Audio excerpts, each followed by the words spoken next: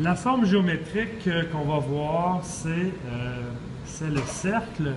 C'est une forme qui est extrêmement utilisée aussi. Alors, dans le logiciel, c'est cette icône-là ici. Alors, si on clique dessus, on a la fenêtre et on a à peu près les mêmes options. Ce qui veut dire, si on veut physiquement toucher la pièce pour créer notre cercle, cette icône-là doit être activée. Sinon, on peut créer le cercle avec d'autres façons sans nécessairement toucher la pièce. On a toujours le mode Gauss, qui est la moyenne des points pour créer l'élément géométrique.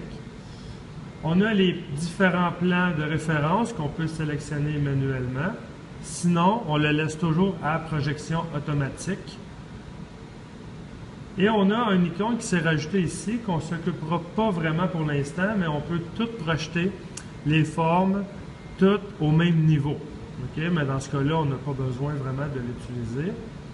On peut renommer notre élément, par exemple, diamètre 1 pouce 500. La mémoire, on ne s'en occupe pas. Et le nombre de points, évidemment, pour faire un cercle, le minimum, c'est 3 points. Idéalement, c'est 5 points. Alors, on va établir 5 points pour faire notre cercle. Et quand on est prêt, on fait OK. Et l'ordinateur est en attente de nos 5 points.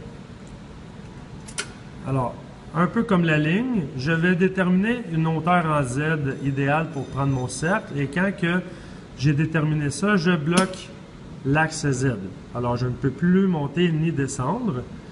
Et c'est plus facile pour inspecter, pour prendre nos points. On commence par un point. Peu importe où ce qu'on le fait, on en fait un.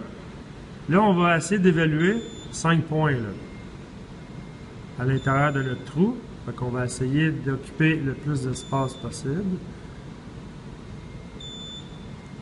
Nos 5 points sont pris. Si je regarde dans le logiciel, on voit sur la vue du dessus, j'ai mon cercle avec mes 5 petits points où est-ce que mon palpeur a touché. Si je regarde la vue de côté, de profil, évidemment, c'est une ligne parce qu'on ne voit pas que c'est un cercle. Et la même chose, vue de face, on voit que c'est une ligne. Si je m'en vais en vue 3 dimensions, on voit notre cercle.